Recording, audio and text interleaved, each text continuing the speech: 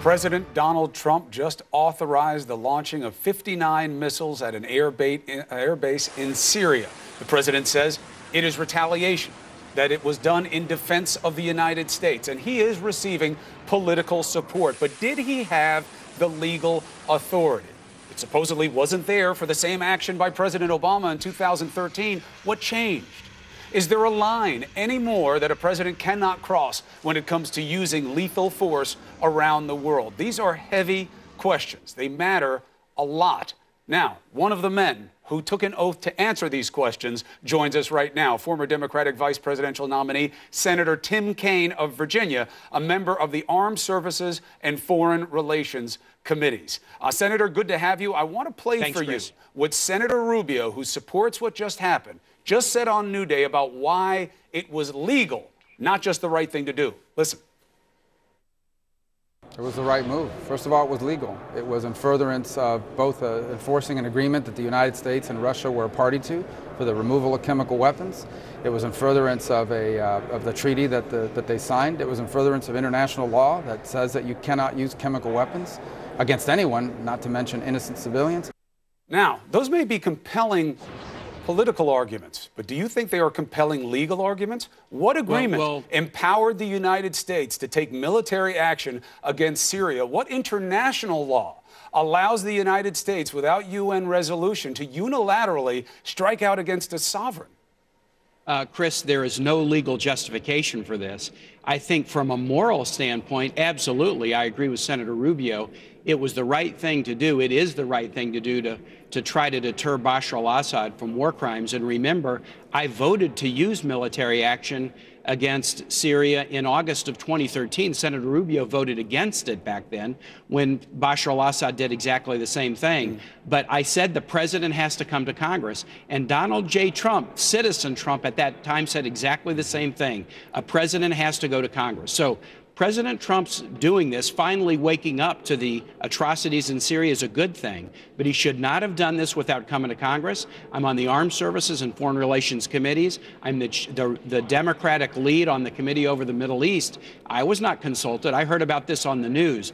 The president needs to come to Congress, and it's on his shoulders now to bring us whatever his plan. He's obviously had a huge change of heart about Syria. No longer an apologist for Bashar al-Assad, wants to take action. He's got to lay the plan out on the table so that Congress can debate it and vote on it. But, Senator, isn't it true that the president was able to do this because you guys let him? You ducked your constitutional authority to declare war. Ben Cardin was just on saying, yeah, I think he did the right thing. I got contacted. That's not how it's supposed to work, but that's how you in Congress let it work. You're wrong. He took this action without talking to people. If he had come to us and said, I want to... Other members of Congress knew. They could have stood up and tried to block it. They didn't.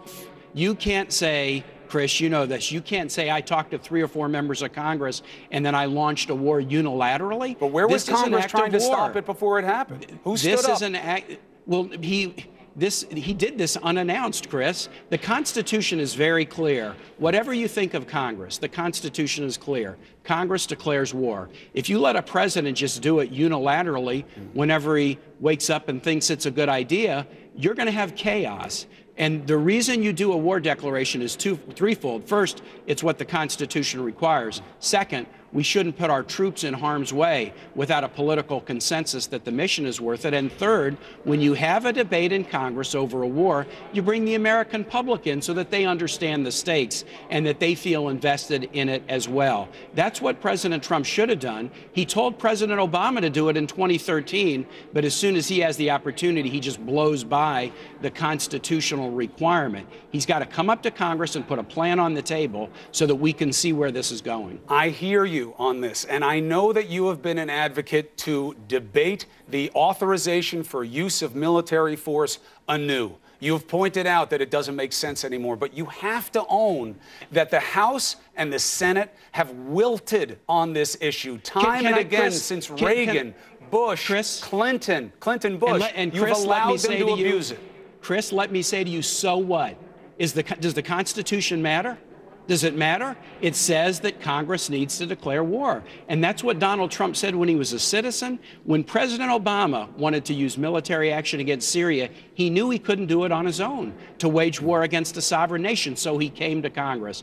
President Trump's got to do the same thing. Since the Trump administration started, listen what's happened. First American ground operations in Yemen. First American ground operations against ISIL in Syria. Now war strikes against the Syrian government. All these things are happening without a congressional debate. It's time for us to get in the game. I share your frustration. And no, if anything, I don't have frustration about it. I don't have frustration. You guys love to put it on the media. It's not a subjective judgment. What I'm saying is this, Senator. I know where you've been on President Obama about this, and I'm hard on President Trump about it. I know you did. I know you are. I get it. But what I'm asking you to do is own the collective for a moment, because you know that 2001 AUMF doesn't even come close to supporting actions that have been taken by multiple presidents now. I completely agree with you. But they allowed it. Congress shirked their duty under this. Well, you can't expect a president to turn down power. If you give him a power, they're not going to say no. It's on you guys as much. Did he take an oath to uphold the Constitution? So did you guys. And we are. I have introduced an authorization with respect to the war against ISIL, and if he'll come to us, and I have voted to use military action against Syria for using chemical weapons against civilians. But as of now, there is, as you point out, there is no congressional authorization that covers this, and that means we've got to bring it and have the debate. I'm as hard on my colleagues as I am on both the Obama and Trump administrations. But he took an oath to the Constitution, as did we, and he needs to follow it. But there is a pattern of allowing it. Now, look, I'll agree with you. What Rubio was saying, I don't know that those are compelling legal arguments, but it never matters because you guys won't debate it. And we just had Ben Cardin on. We haven't heard from a Harry Reid. Can I say something? They never speak up about this. When you say it doesn't matter, I know you're kind of blasting Congress. It matters. There's 1.6 million families like mine that have a kid in the military. True. It matters. You can't put people into harm's way without a political consensus and ask them to risk their lives. Objectively. It matters. And even if we are acting like it doesn't matter, it matters. But then why don't you guys convene a debate on it? You and I have discussed this on the show before. Because there were opportunities to do it, and it hasn't been done.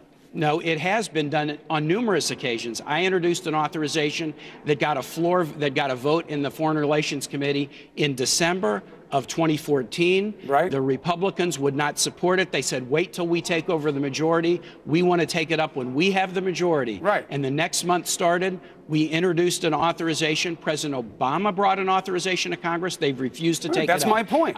It keeps not happening. That's what I'm saying. Constitutionally, there's supposed to be a debate. It hasn't happened. If it does happen now, would you authorize what the president has just started in Syria?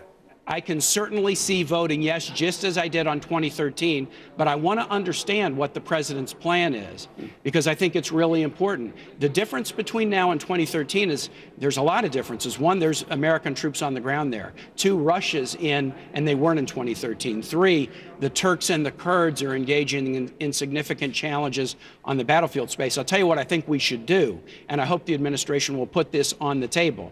I think we should still establish a humanitarian zone in northern Syria to enforce the UN Security Council resolution that Senator Rubio was talking about, and that we should do it as a humanitarian zone and protect it with military assets if anybody tries to mess up the humanitarian mission. I think that's what we should do. I've been calling for it for nearly 3 years. I am heartened that the administration has taken this seriously. But Chris, let's get this right. It's the start of a new administration. With a new administration, we got an opportunity to get this right, and that's why my colleagues and I, Senator Flake and Senator McCain and I, are trying to restart the AUMF discussion. But the discussion we're having was about ISIS. Right. That would not cover action against the sovereign nation of Syria. There's going to have to be a separate discussion about that. Logically, that would make sense. But can you at least acknowledge that you, McCain, a handful of others, are an exception, not the rule? That since that vote for the war in Iraq that so many have had to pay a price for, in general, Congress has shirked its constitutional duty to own declarations of war, and you've ceded power to presidents who are only too happy to take it, which is understandable. Chris, I will agree with you now. I'm with you. This has been primarily an abdication of responsibility by Congress. But just because Congress has abdicated in the past doesn't mean that a president can start a new war and say, well, I don't even need to go to Congress now. The constitutional command is clear. He should be putting an authorization on the table before Congress, and we will see whether now, with a new president and 2 Republican houses, will Congress continue to abdicate or not. But there's no excuse for bypassing Congress, because the Constitution that we all pledge an oath to is very, very plain that except for defending the nation against imminent attack, you can't start a war without an act of Congress. Well, look, you're laying out all the right points, and we will be watching very carefully what happens next. Senator, thank you for making the case on New Day. As always. Allison.